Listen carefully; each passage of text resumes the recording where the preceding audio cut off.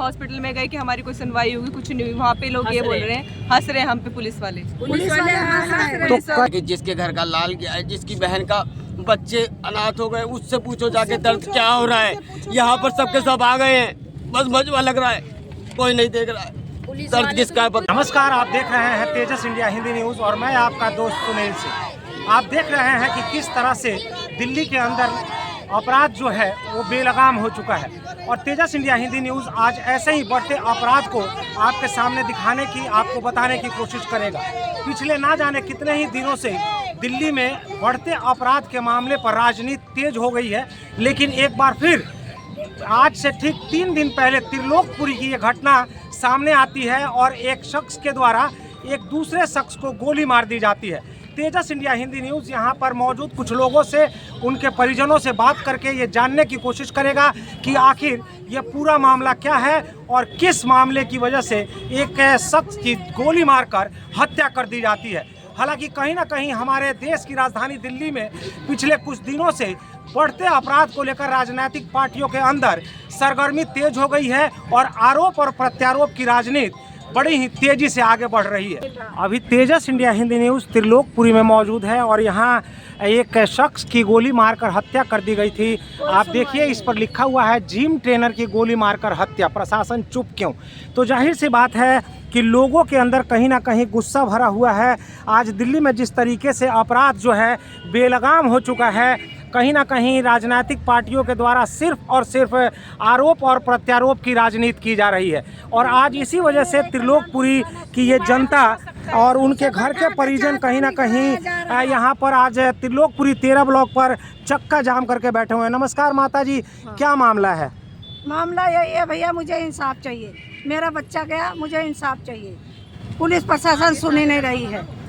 रवि यादव वो मेरा भतीजा था, उसको गोली मार के उसको गोली चलाया गई। पार्क में, घर के सामने पार्क में बैठा हुआ था, पीछे आग सेक रहा था।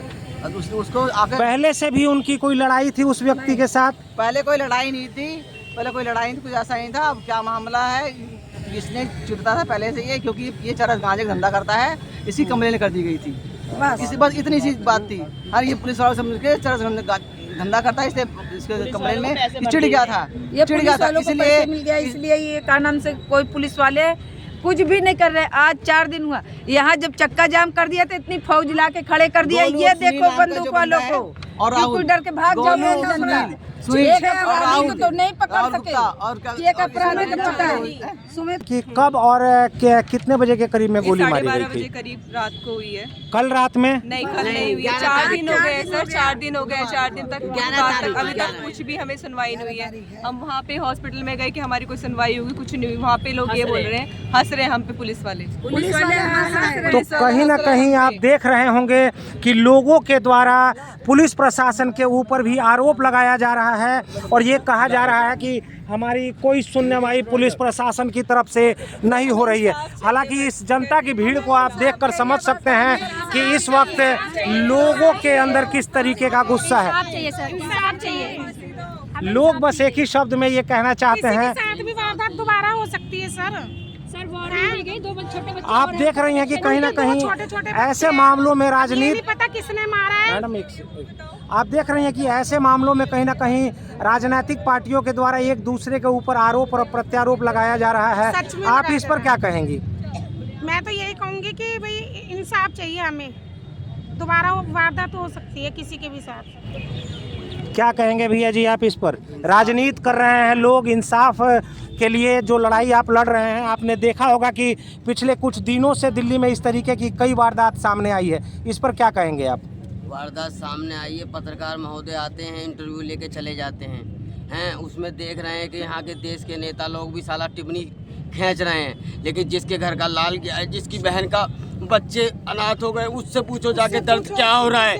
यहाँ पर सबके सब आ गए हैं, बस मजबा लग रहा है, कोई नहीं देख रहा है दर्द किसका है पता है। तो देखा है आपने, कहीं ना कहीं यहाँ जो स्थानीय लोग हैं त्रिलोकपुरी के, सबके आंखों में कहीं ना कहीं एक नमी है। लोगों के आंख नम हो गए हैं यहाँ पर और लोगों के अंदर एक गुस्सा भी भरा हुआ है प्रशासन के प्रति। और ये लोग कहीं ना कहीं आरोप लगा रहे हैं कि राजनीतिक पार्टियों के साथ साथ ये लोग कहीं ना कहीं प्रशासन के ऊपर भी आरोप लगा रहे हैं।